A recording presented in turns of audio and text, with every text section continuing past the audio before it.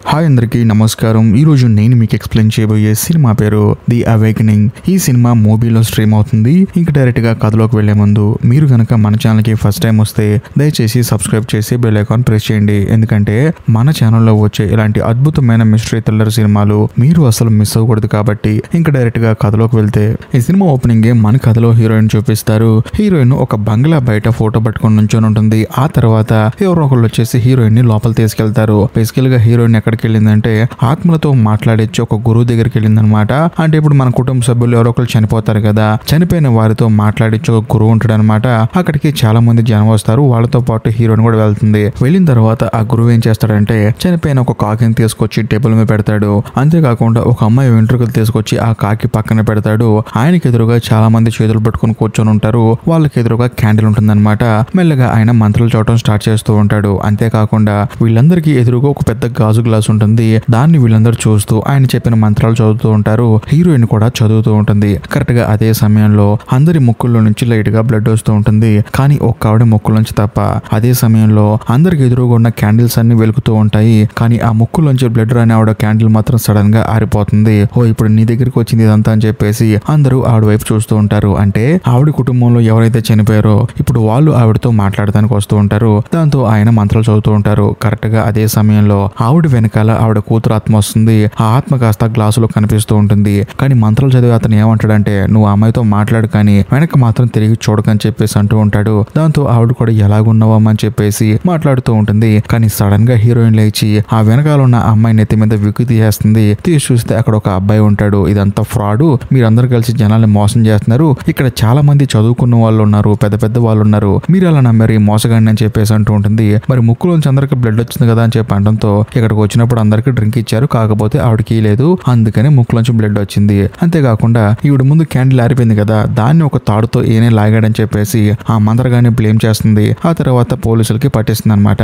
బేసికల్ గా మన కథలో హీరోయిన్ పని ఏంటంటే దయ్యాలు లేవు అని చెప్పి ప్రూవ్ చేసి అలా జనాల్ని మోసం చేస్తున్న వాళ్ళని పట్టించడం అనమాట. అంతేకాకుండా తను దయ్యాలు లేవు అని చెప్పి ఒక బుక్ కూడా రాసింది. ఆ తర్వాత అందరిని పట్టించి హీరోయిన్ అక్కడి నుంచి ఇంటికి వెళ్ళిపోయేటప్పుడు ఇందాక ఒక ఆవిడ కూతురు మాట్లాడింది కదా, ఆవిడ హీరోయిన్ ఏమంటుందంటే చూడు నువ్వు చనిపోయిన వాళ్ళు మళ్ళీ తిరిగి రారంటున్నావు, కానీ మన కుటుంబ సభ్యుల్లో ఎవరైనా చనిపోయి వాళ్ళు నీతో మాట్లాడతారు అనుకుంటే మాత్రం ఆ ఆశ ఎంత దారుణంగా ఉంటుందో, ఆ ఆశని ఎవరైనా నిరాశపరిస్తే దాని బాధ ఎంత దారుణంగా ఉంటుందో నీకు తెలియదని చెప్పేసి ఆవిడ హీరోయిన్ తిట్టి అక్కడ నుంచి వెళ్ళిపోతుంది. ఆ తర్వాత హీరోయిన్ కూడా కొంచెం బాధపడుతుంది. అవును కదా, చనిపోయిన వాళ్ళు తిరిగి వచ్చి మాట్లాడతారంటే ఎవరైనా ఆశపడతారు, ఇందులో తప్పే ఉందని చెప్పేసి హీరోయిన్ కూడా సరే అని చెప్పేసి ఇంటికి వెళ్ళిపోతుంది. బట్ ఇంటికి వెళ్ళిన తర్వాత బయట ఎవరో డోర్ కొడతారు. ఎవరు అని చెప్పేసి హీరోయిన్ డోర్ ఓపెన్ చేస్తుంది. చూస్తే ఒక అతను హీరోయిన్ రాసిన పుస్తకం పట్టుకొని వస్తాడనమాట.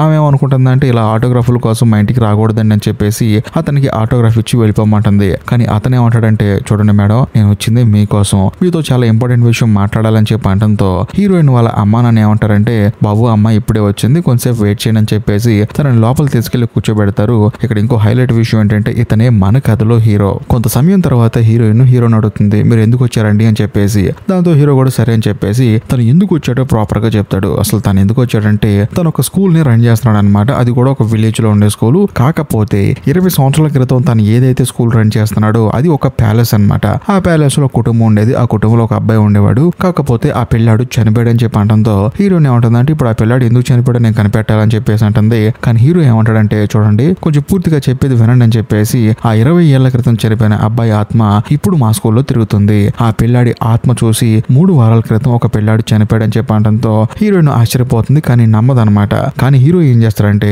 ప్రతిసారి పిల్లల్ని ఫోటో తీస్తారు కదా, అలా తీసిన ఫోటోల్లో ఆ పిల్లాడి ఆత్మ కనిపిస్తుంది. అది హీరోయిన్ కూడా చూస్తుంది అనమాట. ఫోటోలో క్యాప్చర్ అవుతుంది అనమాట. కాకపోతే హీరోయిన్ నమ్మదు. సార్ ఒక మనిషి అక్కడ నుంచి పరిగెడితే కెమెరాలో అలా బ్లర్ అయిపోతుంది సార్ అని చెప్పి అంటంతో అవునా అని చెప్పేసి గత 10 సంవత్సరాలుగా అక్కడ ఉన్న పిల్లల ఫోటోలు చూపిస్తాడు. దాంతో హీరోయిన్ చూసి ఆశ్చర్యపోతుంది. అంతేకాకుండా ఆ పిల్లాడు పరిగెత్తుకుంటూ వెళ్ళి వెనకాల విండోలో కనిపించాడు కదా, రీసెంట్ గా నేను తీసిన ఫోటోలో ఆ పిల్లాడి మొహం విండోలో కనిపించింది. కాబట్టి దయచేసి మీరు మా స్కూల్ కి వచ్చి ఆ మిస్టరీని ఛేదించండి అని చెప్పి అంటంతో హీరోయిన్ కూడా సరే అని చెప్పేసి హీరో వాళ్ళ స్కూల్ కి వెళ్తుంది. అలా వెళ్ళేటప్పుడు హీరోయిన్ ఒక అతను కారులో తీసుకెళ్తూ ఉంటాడు అనమాట. ఆ డ్రైవర్ మాత్రం హీరోయిన్ వైపు అదలో చూస్తూ ఉంటాడు. ఆ తర్వాత హీరోయిన్ ఎలాగోలా ఆ స్కూల్ కి రీచ్ అయిపోతుంది. అక్కడికి రీచ్ అయిన తర్వాత అక్కడ ఒక పని మనిషి ఉంటుంది. ఆ పని మనిషి హీరోయిన్ దగ్గరకు వచ్చి మీ రచనలు అంటే నాకు చాలా ఇష్టం అండి, నేను మీకు పెద్ద ఫ్యాన్ ని, ఈ స్కూల్లో మీకు ఏ హెల్ప్ కావాలని సరే నేనే చేస్తానని చెప్పేసి మాట్లాడుతూ ఉంటుంది. కరెక్ట్ గా అదే సమయంలో టామ్ అనే కుర్రాడు మాత్రం హీరోయిన్ వైపు చూస్తూ ఉంటాడు అనమాట. అదే సమయంలో ఈ పని మనిషి ఏముంటుందంటే టామ్ లోపలికి వెళ్ళని చెప్పడంతో ఆ కుర్రాడు కుర్రాడు కూడా సరే అని చెప్పేసి లోపలికి వెళ్తాడు. ఆ తర్వాత హీరోయిన్ లోపలికి వెళ్ళి హెడ్ మాస్టర్ మీట్ అవుతుంది. మీట్ అయిన తర్వాత ఆయన కూడా చెప్తాడు అనమాట, చూడమ్మా అసలు ఏం జరుగుతుంది ఇక్కడ నాకేం అర్థం కావట్లేదు కానీ కొంచెం తొందరగా కనుక్కొని చెప్పమ్మా అని చెప్పంటంతో హీరోయిన్ కూడా సరే అంటుంది. ఆ తర్వాత అందరం భోజనం చేసి ఆ డైనింగ్ వాటికి వెళ్తుంది అనమాట. వెళ్ళి చూస్తే అక్కడ పిల్లాడు మాత్రం అన్నం తినకుండా సైలెంట్ గా కూర్చుంటాడు. ఆ తర్వాత హీరో దగ్గరికి వెళ్ళి ముందు ఆ పిల్లాడికి దెయ్యం ఎక్కడ కనిపించిందో అక్కడ తీసుకెళ్ళని చెప్పంటంతో ఒక రూమ్ లో తీసుకెళ్తాడు. ఆ తర్వాత ఈ విండోలో నుంచి తను బయటికి వెళ్ళిందని చెప్పేసి అవడంతో అవును ఈ పిల్లాడు విండో నుంచి బయటికి వెళ్ళాడు, ఆ తర్వాత బయట చనిపోయాడని చెప్పడంతో హీరోయిన్ కూడా ఆ గదిని ప్రాపర్ గా చెక్ చేస్తుంది. ఆ తర్వాత ఆ విండో పక్కన ఉన్న స్టెప్స్ దగ్గరికి వెళ్తుంది. వెళ్ళి చూస్తే అక్కడ ఒక బొమ్మ కన్ను కనిపిస్తుంది. వెంటనే హీరోయిన్ ఆ పని మనిషితో ఏమంటుందంటే ఈ చనిపోయిన పిల్లాడి దగ్గర ఉన్న బొమ్మ ఉందా, ఆ పిల్లాడికి బొమ్మలంటే ఇష్టం అని చెప్పంటంతో అవునండి ఆ పిల్లాడికి బొమ్మలంటే చాలా ఇష్టం, తన దగ్గర ఉండాల్సిన బొమ్మ తన బెడ్ మీద ఉందని చెప్పేసి ఆవిడ పరిగెత్తుకుంటూ వెళ్ళి తీసుకొస్తుంది. చూస్తే ఆ బొమ్మ కన్నే దానుకుంటుంది అనమాట. అంటే ఆ బొమ్మ ఒక కన్ను కింద పడిపోయి ఉంటుంది. ఆ కన్ను ఈ బొమ్మకి సెట్ చేసి ఇంకా ముఖ్యంగా ఈ పిల్లాడికి ఎవరైనా ఫ్రెండ్స్ ఉన్నారా క్లాసులో అని చెప్పి అడగడంతో ఎవరు లేరండి అని చెప్పేసి అంటుంది. ఆ తర్వాత హీరో కూడా సరే అని చెప్పేసి అక్కడ నుంచి వెళ్ళిపోతాడు. కానీ ఆ పని మనిషిని తీసుకుని హీరోయిన్ ఆ చనిపోయిన అతని క్లాస్ రూమ్ కి వెళ్తుంది. వెళ్ళి చూస్తే ఆ క్లాస్ రూమ్ టీచర్ ఏమో పిల్లలతో చాలా రూడ్ గా బిహేవ్ చేస్తూ ఉంటాడు. పిల్లలందరూ అతను చూసి భయపడిపోతూ ఉంటారు. అదే సమయంలో హీరోయిన్ ఆ క్లాస్ రూమ్ లో ఈ క్లాస్ లో ఎవరైనా దెయ్యాన్ని చూసారని చెప్పి అనడంతో అందులో ఒక పిల్లాడు లేచి నేను చూశానండి ఆ దెయ్యం తల తిరిగిపోయిందండి అని చెప్పేసి మాట్లాడుతూ ఉంటాడు. అదే సమయంలో ఆ టీచర్ ఈ పిల్లని కొంచెం భయపడతారనమాట. దాంతో ఆ పిల్లాడు భయపడిపోతాడు. నిజం చెప్పాలంటే ఆ క్లాస్ టీచర్ కి క్లాస్ మొత్తం భయపడిపోతూ ఉంటుంది. దాంతో హీరోయిన్ కూడా సరే అని చెప్పేసి అక్కడ నుంచి బయటకు వచ్చేస్తుంది. ఆ తర్వాత తన దగ్గర ఉన్న చాలా ఎక్విప్మెంట్ ని హీరోకి ఆ తర్వాత పని మనిషికి చూపిస్తుంది అనమాట. ఏ ఎక్విప్మెంట్ ఎలా పనిచేస్తుంది అని చెప్పేసి ఆ ఎక్విప్మెంట్ ద్వారానే ఆ దెయ్యాన్ని మనం పట్టుకుంటున్నాం అని చెప్పేసి ఆ ప్యాలెస్ లో నైట్ మొత్తం ప్రాపర్ గా తన ఎక్విప్మెంట్ ని మొత్తాన్ని సెట్ చేసి పెడుతుంది. ఒక చోట బెల్లి కట్టిన రోప్ కడుతుంది అనమాట. ఆ రోప్ కి ఎవరైనా తగిలితే బెల్ సౌండ్ వస్తుంది. అంతేకాకుండా ఇంకో చోట కెమెరా పెడుతుంది. దెయ్యం గనక వస్తే ఫోటో తీస్తుంది అనమాట. ఇంకో చోట నెగిటివ్ వేవ్ ని పెడుతుంది అనమాట. దెయ్యం ఎక్కడన్నా కనిపిస్తే దానికి పాయింట్ చేసి చూపిస్తుంది. అలాగే హీరోయిన్ తన ఎక్విప్మెంట్ మొత్తం తీసుకొచ్చి ప్యాలెస్ లో సెట్ చేస్తుంది. ఆ తర్వాత ఆ రోజు సాయంత్రం అందరూ పడుకుంటారు. కానీ హీరోయిన్ మాత్రం ఒక లైట్ పట్టుకొని మొత్తం తిరుగుతూ ఉంటుంది అనమాట. అలా తిరిగే ప్రాసెస్ లో సడన్ గా తనకి గోడకు ఒక హోల్ కనిపిస్తుంది. ఏంటని చెప్పి చూస్తే అందులో మన కథలో హీరో వాష్రూమ్ లో స్నానం చేస్తూ తన కాలుకి బాగా దెబ్బతలింది అనమాట. దానికి మందు వేసుకుంటూ ఉంటాడు. సర్లే మనకెందుకులే అని చెప్పేసి హీరోయిన్ లైట్ పట్టుకొని తిరుగుతూ ఉంటుంది. కరెక్ట్ గా అదే సమయానికి బెల్ మోగుతుంది అనమాట. హీరోయిన్ హడావుడిగా పరిగెత్తుకుంటూ వెళ్లి చూస్తే అక్కడ ఒక అమ్మాయి ఉరేసుకొని చనిపోయినట్టు ఒక డ్రాయింగ్ వేసి ఉంటుంది. మొత్తానికి ఎవరో కావాలని ఇక్కడ చేస్తున్నారని చెప్పేసి హీరోయిన్ కి ప్రాపర్ గా అర్థం అవుతుంది. తర్వాత ఎక్కడెక్కడ సౌండ్ వస్తుందని చెప్పేసి ప్రాపర్ గా చెక్ చేసుకుంటూ వెళ్తున్నప్పుడు ఆ పిల్లాడు విండో దగ్గర నుంచి చూసాడు కదా చనిపోయిన పిల్లాడిని. సో ఆ విండో దగ్గరికి వెళ్తుంది. వెళ్ళి చూస్తే ఆ విండో దగ్గర ఫింగర్ ప్రింట్స్ ఉంటాయి అనమాట. ఆ ఫింగర్ ప్రింట్స్ ని ప్రాపర్ గా చెక్ చేస్తున్నప్పుడు ఆ విండో రిఫ్లెక్షన్ లో ఎవరో కనిపిస్తారు. చూస్తే వెనకాల పారిపోతూ ఉంటారు అనమాట. హీరోయిన్ కూడా వాళ్ళని పట్టుకుందాం అని చెప్పేసి పరిగెడుతూ ఉంటుంది. కానీ వాళ్ళు మిస్ అయిపోతారు. కానీ పక్కనే ఒక కబోర్డ్ ఉంటుంది. ఆ కబోర్డ్ లో కవర్ ఉంటుంది. అందులో ఏమి ఉండదు. కాకపోతే పైన ఒక పెద్ద పెయింటింగ్ ఉంటుంది. ఆ పెయింటింగ్ హీరోయిన్ ఎక్కడో చూసానని అనిపించే ఫీలింగ్ వస్తుంది అనమాట.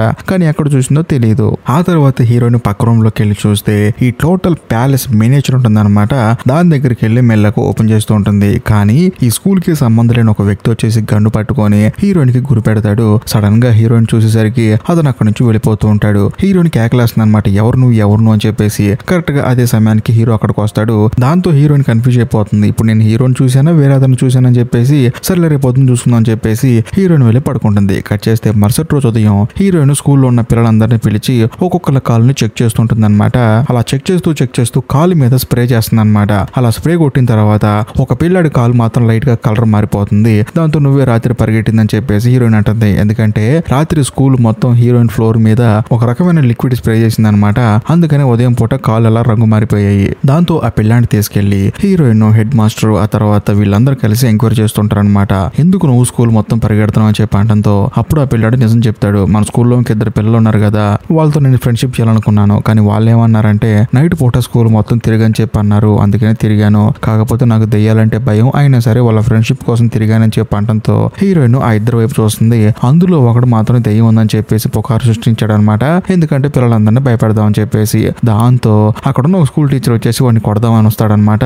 కానీ హీరోయిన్ ఏమంటుందంటే వాల్టర్ చనిపోవడానికి నువ్వే కారణం అని చెప్పేసి ఆ టీచర్ వైపు చూస్తుంది. దాంట్లో ఆ టీచర్ గాడికి మైండ్ బ్లాక్ అయిపోతుంది. హీరోయిన్ జరిగింది మొత్తం చెప్తుంది. అదేంటంటే చనిపోయిన వాల్టర్ కి దెయ్యాలంటే భయము. ఈ పిల్లలేమో దెయ్యాలు ఉన్నాయని చెప్పేసి రూమర్ క్రియేట్ చేశారు. అందుకని బయట దెయ్యాలు ఉన్నాయని చెప్పేసి ఈ బొమ్మ పట్టుకుని బయట చూస్తూ ఉన్నాడు. కానీ ఆ సమయంలో నువ్వు వచ్చేసి దెయ్యాలేవు గీయలేవు అని చెప్పేసి ఆ బొమ్మను ఎగిరి పెట్టేసుకొని వీడిని బయటకు నెట్టేసావు. సో దాని వల్ల మనోడు బయటికి వెళ్ళి ఆ మెట్ల దగ్గర గుండెకి చచ్చిపోయాడని చెప్పేసి అంటుంది. యాక్చువల్లీ హీరోయిన్ ఈ టీచర్ ఎలా చేశాడని చెప్పి ఎలా కనిపెట్టిందంటే మనోడికి ఆస్తమా ఉందన్నమాట.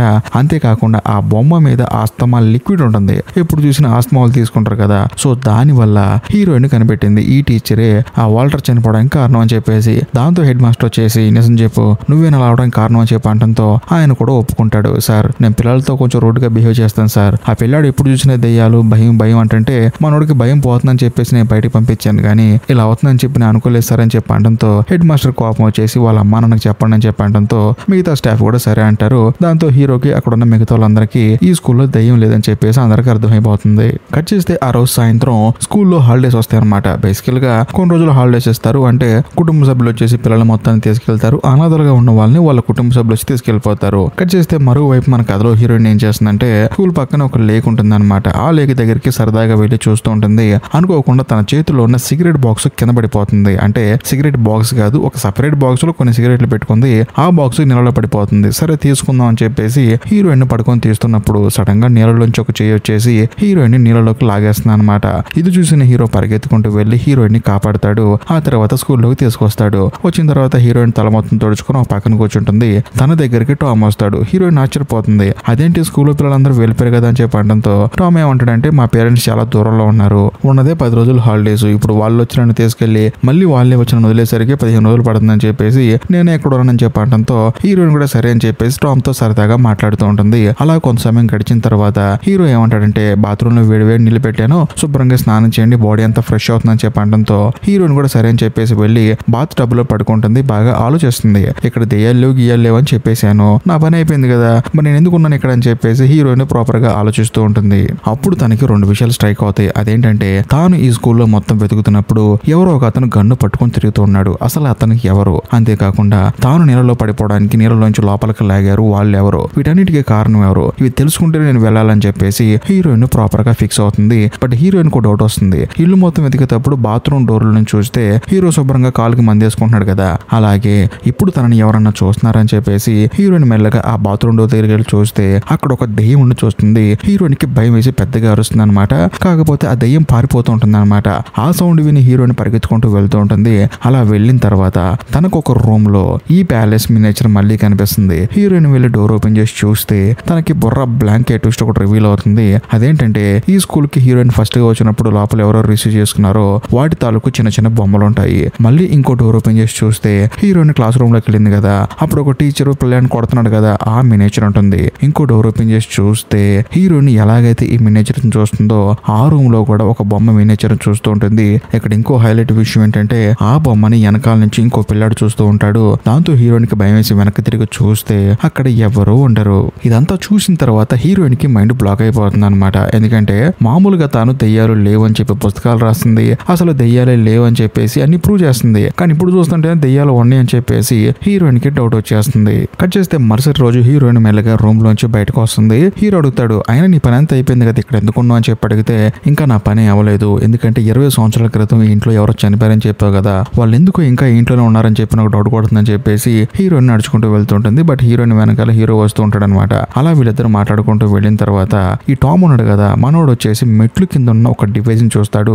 ఆ డివైజ్ మెల్లగా దిగిపోతుంది, అంటే ఆ రూమ్ అంతా చల్లబడిపోతూ ఉంటుంది. అదే సమయంలో హీరోయిన్ కి డౌట్ వచ్చేసి ఆ మెట్ల దగ్గర ఒక క్యాబిన్ ఉంటుంది అనమాట. దాన్ని ఓపెన్ చేసి చూస్తే అందులో ఒక బొమ్మ ఉంటుంది. ఆ బొమ్మను హీరోయిన్ పట్టుకున్న వెంటనే దాంట్లో నుంచి ఒక రైమ్ వస్తుంది అనమాట. ఆ రైమ్ హీరోయిన్ ఎక్కడో విన్నట్టు అనిపిస్తూ ఉంటుంది. అదే సమయంలో ఈ టామ్ ఏమో అక్కడ నుంచి పారిపోతూ ఉంటాడు, నాకు ఇది నచ్చలేదని చెప్పేసి. బట్ హీరోయిన్ ఏముంటుందంటే మేమందరం ఇక్కడ ఉన్నాం కదా, ఎందుకు పారిపోతాం అన్నా సరే ఆ టామ్ మాత్రం అక్కడ నుంచి పారిపోతాడు. ఆ తర్వాత హీరోయిన్ కూడా సర్లే అని చెప్పేసి మళ్ళీ ఆ క్యాబిన్ డోర్ క్లోజ్ చేసేసి తర్వాత మళ్ళీ రూమ్ లోకి వచ్చేసి ప్రాపర్ గా ప్రతి ఒక్క ఎక్విప్మెంట్ రెడీ చేస్తూ ఉంటుంది అనమాట. ఎందుకంటే ఈ ఇంట్లో ఇంకొక దెయ్యం ఉందని చెప్పేసి హీరోయిన్ కి డౌట్ వచ్చేస్తుంది. మరోవైపు టామ్ అలాగే పని మనిషి ఇద్దరు కూర్చొని చక్కగా కార్డ్స్ తో ఆటాడుకుంటూ ఉంటారనమాట.